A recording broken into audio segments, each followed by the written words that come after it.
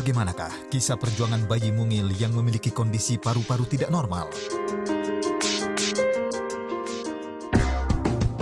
Diet tanpa garam baru-baru ini banyak dilakukan oleh para wanita. Namun benarkah garam tidak dibutuhkan oleh tubuh? Kram otot yang terjadi ini bisa salah satunya dikarenakan kekurangan sodium. Bahan-bahan kimia sering kita temui di kehidupan sekitar. Di Dr. Oz Indonesia kali ini akan memberikan tips untuk mengurangi paparan bahan kimia di dalam rumah Anda. Ibaratkan rumah kita tuh seperti kumpulan hampir 25 galon bahan kimia.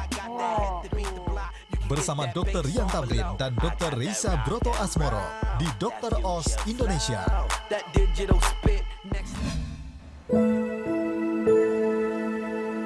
9 bulan lamanya mengandung sang buah hati, Tabina Amelia Yahya. Nama yang indah yang telah dipersiapkan oleh kedua orang tua bagi sang buah hati ketika menyambut dunia. Namun Tuhan lebih sayang kepada Tabina. Ia akhirnya berpulang kepada Tuhan dalam usia 23 hari saja akibat gangguan pada paru-parunya.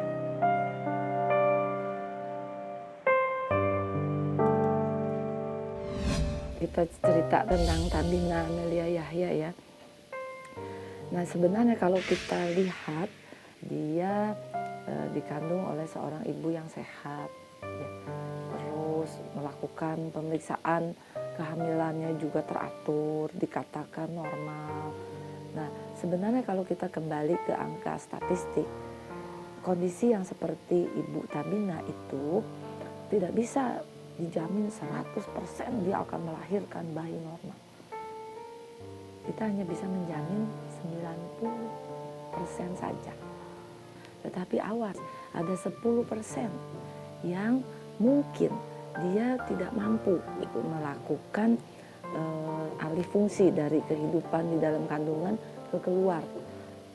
Karena di luar kandungan itu dia sepenuhnya sendiri, tidak ada lagi bantuan dari ibunya. Nah, dari 10% ini memang sedikit sekali, mungkin cuma 1 di antara 1000. Jadi secara statistik kita bilang 0,1 sampai 0,3%. Jadi artinya 1 sampai dengan 3 bayi itu bisa di antara 1000 ya bisa mengalami seperti Tabina. Nah artinya dia harus ditolong dengan sangat segera supaya paru-parunya itu tidak kolaps gitu ya, tidak kan harusnya paru itu mengembang kalau di luar. Nah ini mungkin dia kolaps atau juga itu satu kesulitannya. Kedua ada juga parunya tidak kolaps, yang pada Tabina mungkin ya dia tidak kolaps karena dia bukan prematur. Mengembang cuman tekanannya yang tinggi di dalam kandungan harusnya turun setelah beberapa saat. Di luar kandungan itu harusnya turun. Bayangkan kalau tekanan paru itu tetap tinggi, lebih tinggi dari tekanan yang dihasilkan oleh jantung. Kan nggak bisa ngalir tuh darah ke paru. Ya, bisa dibayangkan jantung itu kan mompa darah, dialirkan.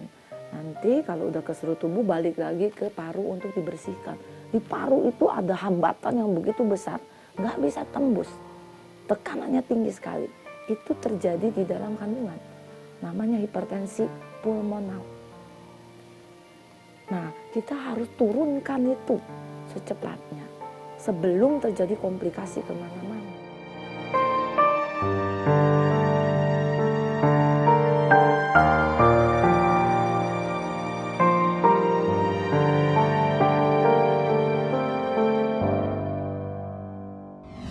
Ya, pemirsa Dr. Oz Indonesia, saat ini saya sudah bersama dengan kedua orang tua dari almarhumah Tabina. Ada Ibu Rizky Amelia ya, dan ada juga suaminya Bapak Agus ya. Oke, boleh diceritakan nggak nih apa sebenarnya yang terjadi dengan almarhumah Tabina? Dulu sewaktu Ibu Imel menjalani proses kehamilan, apakah berjalan normal atau ada terjadi sesuatu? Aku sempat yang morning sick juga yang 3 bulan, tapi kesana-sana juga bagus-bagus aja, normal-normal aja, nggak ada keluhan, nggak ada gangguan, nggak ada apa-apa gitu.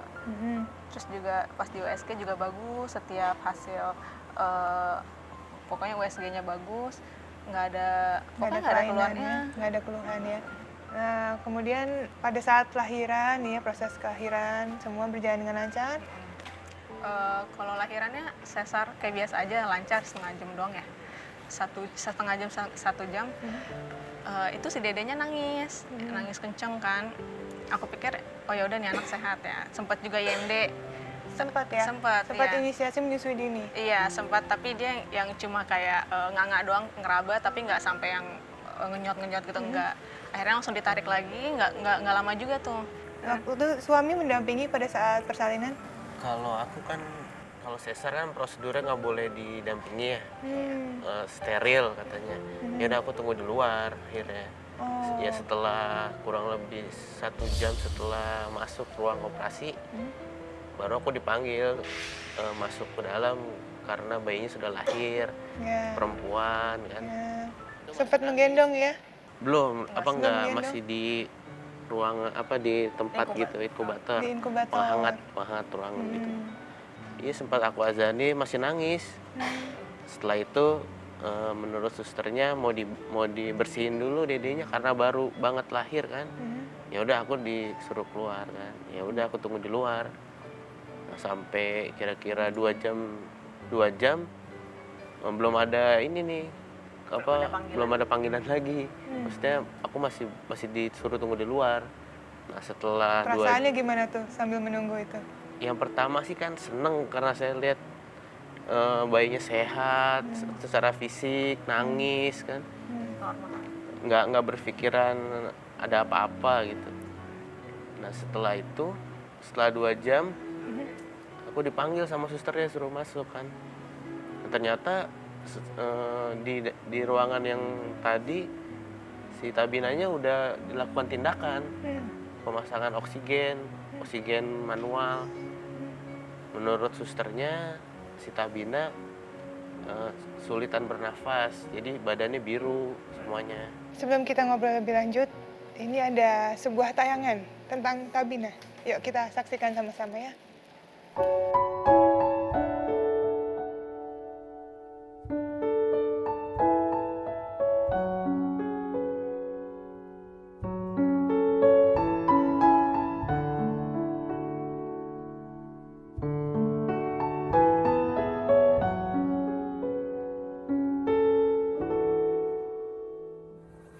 Dede Bina, ada Uti tuh sayang. Tuh Uti ya. Uti nengok dari Bekasi sayang. Hei, Dede melek liatin apa Ci? Oh ngantuk ya. Ngantuk ya. Ngantuk ya.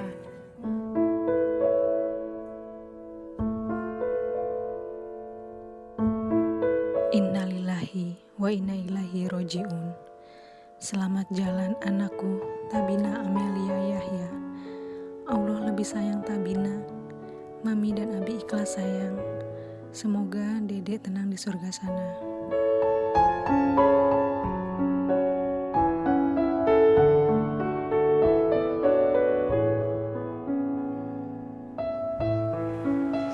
Sebagai seorang ibu, tentu tidak ada yang menginginkan hal ini terjadi ya.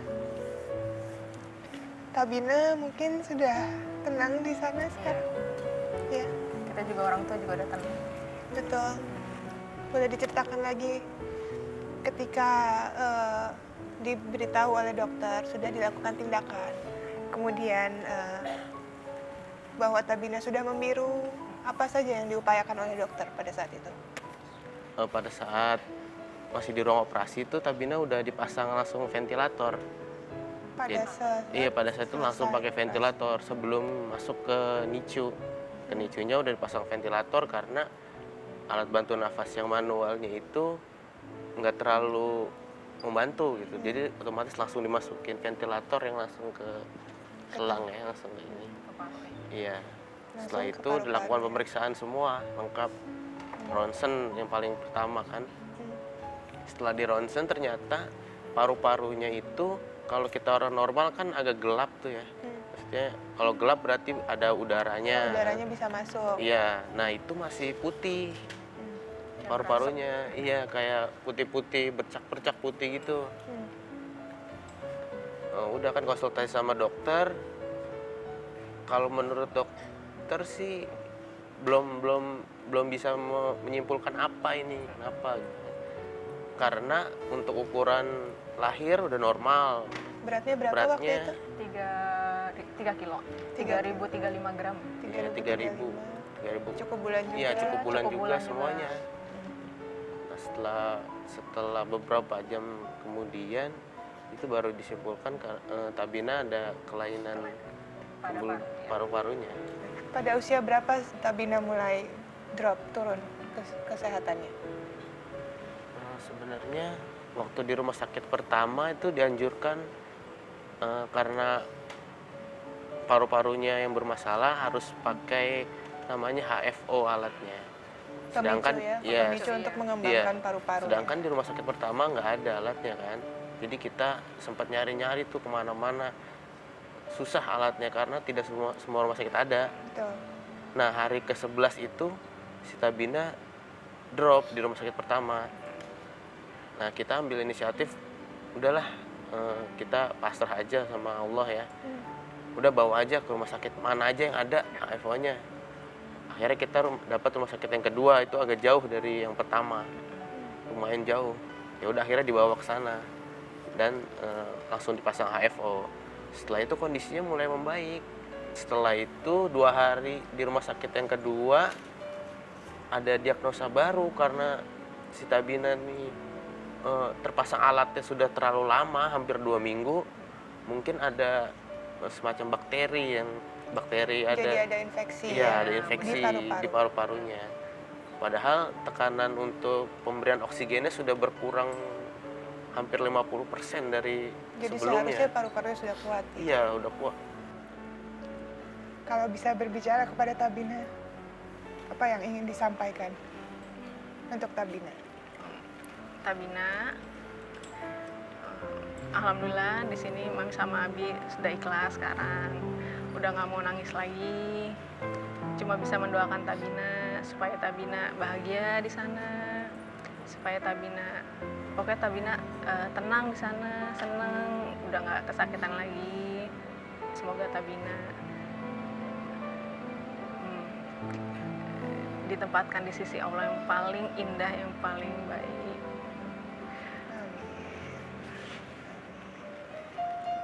Terima kasih banyak atas sharingnya, Imel dan juga Agus. Saya yakin juga kita semua berdoa agar Tabina bahagia bersama Tuhan di atas sana.